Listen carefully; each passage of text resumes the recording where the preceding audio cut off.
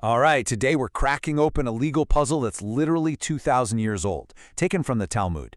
You're going to see how these ancient sages took what looks like a tiny, specific problem and used it to reveal this incredibly powerful system of logic that has been influential for centuries. So, picture this. You're in a situation where everything has to be done just right. It's a sacred ritual. Every single step is critical. And then someone makes a mistake, a big one. Does that mean the whole thing is ruined? Does it all just fall apart? Well, that's the exact question at the heart of our story today. So here's how we're going to break it down. We'll start with the case itself, then we'll follow this amazing chain of pure logic, and then watch as it kind of crumbles under pressure. After that, we'll see them pivot to the actual text, check out another fiery debate, and finally, we'll zoom out to understand the bigger picture. Okay, let's dive right in. Our story starts in a very specific, very important place, the ancient Jerusalem temple. For a lot of the offerings they performed back then, the rules were super clear.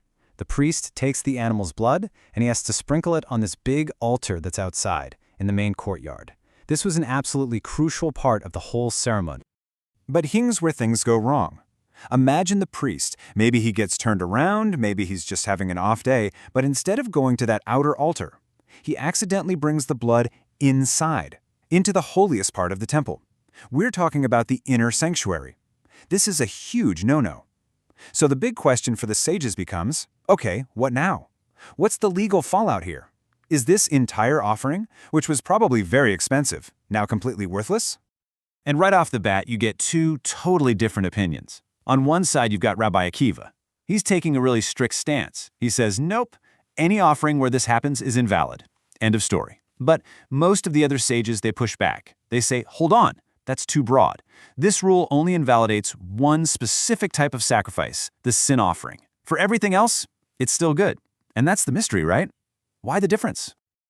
Okay, this is where it gets really, really cool. To prove the rabbis are right, this one sage, his name is Rava, does something unexpected. He doesn't pull out a scroll and point to a verse. No, he decides he's going to prove it with nothing but pure, clean logic. And his go-to tool for this is something called an a fortiori argument. In Hebrew, it's known as a kal vachomer. It's basically the logic of all the more so. Think of it like this. If, say, a world champion weightlifter can't lift a car over their head, well then, all the more so, I definitely can't. It's that simple. And Rava thinks he can use this exact logic to crack our case. So here's his argument. It's actually pretty brilliant. He says, okay, let's start with a burnt offering. We all agree this is an offering with a very, very high level of holiness, right? Okay, now, there's a rule we already know. If the blood of that offering gets brought inside by mistake, it's still valid. It's okay. So, now let's look at a guilt offering. It's holy, for sure, but it's considered less holy than the burnt offering. So, Rabbi concludes, if the super-duper holy offering is still fine after this mistake, then, well, all the more so, the less holy offering should be fine too. See? It feels like a slam dunk. Totally airtight. But this is the Talmud we're talking about, and in the Talmud, no argument gets a free pass. Rava's beautiful, seemingly perfect piece of logic is about to get put under the ultimate stress test. They're going to try and tear it apart piece by piece. And the first question they throw back at him is the most important one. Hey, is that comparison even valid? Are you really comparing apples to apples here? Because any logical argument, it's only as good as its starting point. Boom! Here comes the first counter-argument. Someone points out, wait a second, a burnt offering is different. Its purpose isn't to atone for a specific sin, but the guilt offerings is, so you can't compare them. And just like that, you see the first crack in Rava's argument. But Rava's side is quick on their feet. They come back with, okay, fine, good point. Let's pivot. What about the sinner's meal offering? That one does atone for sin, and we also know it's not invalidated if it goes inside. It seems like they've patched the hole. The logic is back on track. But the other side comes right back at them. Whoa, not so fast. A meal offering is flour and oil. Our whole problem here is about misplaced blood. You're comparing something with blood to something without it. And there it is, another major problem for the argument.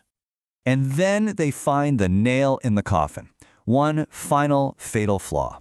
Both the burnt offering and the meal offering, they don't have a fixed monetary value. But the guilt offering does. It's a fundamental difference. And that's it. The analogy is completely broken. Rava's beautiful attempt to solve this with pure logic has hit a total dead end. So this is a really critical moment. What do you do when pure reason fails you? When your logical chain just falls apart? Well, you go back to the source code. The sages make a hard pivot here, away from abstract logic and towards a super detailed, microscopic analysis of the actual text, the Torah. And they zero in on this one specific verse from Leviticus. Now, it says pretty clearly that a sin offering is invalidated if its blood goes into the sanctuary. But the sages look closer. They focus on two little words, whose blood? In the original Hebrew, it's just one word, damah. And they ask, why did the text say whose blood? Why not just say the blood? See, for them, there are no throwaway words in the Torah. Every single word has a purpose. That little word must be teaching us something. And this is just a fantastic illustration of how this all works. Because from that one single tiny word, they derive two completely different legal ideas. The rabbis say, aha, the word whose is there to specify that this rule only applies to the sin offering's blood. It excludes all the other offerings. And that right there is the textual proof for their original position. But then another sage, Rabbi Eliezer, he looks at the same exact word and says, no. Whose blood is there to teach us that only the blood is messed up, not the actual meat of the animal? It's incredible. Two totally different laws, both teased out of the very same word. This kind of intense, logical sparring, this is basically the engine that drives the entire Talmud. So let's watch it happen again, this time in a debate between two absolute giants of Jewish law. So now the topic changes. We're talking about the Passover offering, but the intellectual vibe? It's exactly the same. We get to see Rabbi Eliezer and Rabbi Yeshua go head-to-head in this just incredibly fast-paced, fierce exchange of pure logic. And their debate is just a masterclass. They're throwing a fortiori arguments back and forth. One will take the other's logic and completely flip it on its head to show it leads to some crazy, absurd conclusion. They're constantly bringing up counterexamples from other laws to poke holes in each other's arguments. It's a real duel of wits, and the goal for both of them is to find the single most solid, consistent legal principle. Okay, so we've been deep in the weeds of ancient sacrificial law. I get it. But let's zoom out. What's the real takeaway? I mean, why should we care about this 2,000-year-old argument? Because what it shows us is this incredible way of thinking. First, there's just this absolute rigor. No idea, no matter how clever it sounds, gets accepted without being stress-tested from every single angle. Second, there's this insane precision with language, where one word can change everything. Third, it teaches a really important lesson. Logic is a powerful tool, but it has its limits. Ultimately, the arguments have to be grounded in the text. And maybe most importantly, the debate itself is valuable. The process of arguing and testing ideas is how they believed you get closer to the truth. And that really leaves us with one last big question to think about. In a system like this, one that puts so much value on the argument, on the back and forth, a system that looks at every possibility with this much intensity, you just have to ask yourself, is the goal really to find one simple final answer?